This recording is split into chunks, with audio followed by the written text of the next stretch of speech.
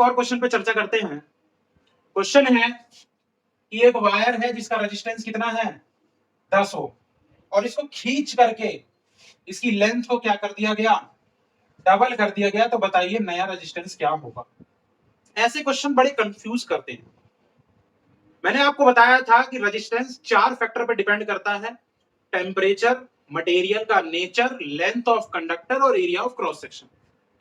जिसमें 2 को तो हम लगभग कांस्टेंट मान के चलते हैं, वो है टेम्परेचर और नेचर ऑफ मटेरियल। बच जाते हैं 2, एरिया और लेंथ। ये उसी पे क्वेश्चन है।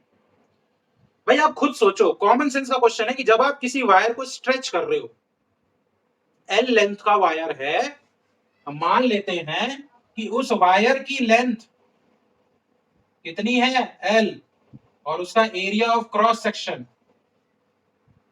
एरिया ऑफ क्रॉस सेक्शन कितना है ए।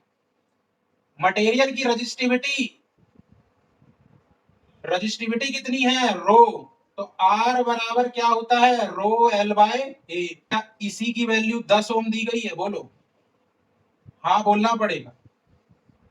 लेकिन क्वेश्चन ने कहा कि हमने इसकी लेंथ को स्ट्रेच किया है, क्या किया स्ट्रेच, और डबल कर दिया, यानी लेंथ कितनी हो गई 2l। लेकिन अगर आप थोड़ा सा ध्यान लगाएंगे तो आप ये पाएंगे कि जब लेंथ डबल हुई होगी तो area of cross section half हो गई होगी, क्योंकि पहली चीज तो वॉल्यूम सेम रहनी चाहिए। अब जब वायर, मान लीजिए मार्कर है वायर, और मैं जब इसको स्ट्रेच करूंगा तो क्या इसकी मोटाई घटेगी कि नहीं घटेगी, क्योंकि मैं स्ट्रेच कर रहा हूं ना।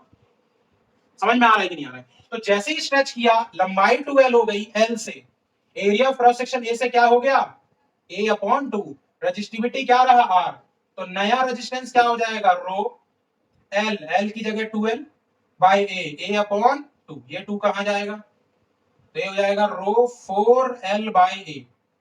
आप अगर इसको ध्यान से देखें तो आप पाएंगे क्या है 4 इंटू रो एल बाय ए, और भैया जी रो एल बाय ए की वैल्यू कितनी थी 10 ओम। तो नया वाला रेजिस्टेंस कितना हो जाएगा 4 गुने 10, यानी कि 40 ओम। ये है हमारा इसका आंसर। लेकिन इंपॉर्टेंट आंसर निकालना नहीं है, इंपॉर्टेंट है कॉन्सेप्ट कि जब स्ट्रेच करते हैं तो वॉल्यूम सेम रहता है, लेंथ डबल हो गई, एरिया ऑफ क्रॉस सेक्शन आधा हो गया।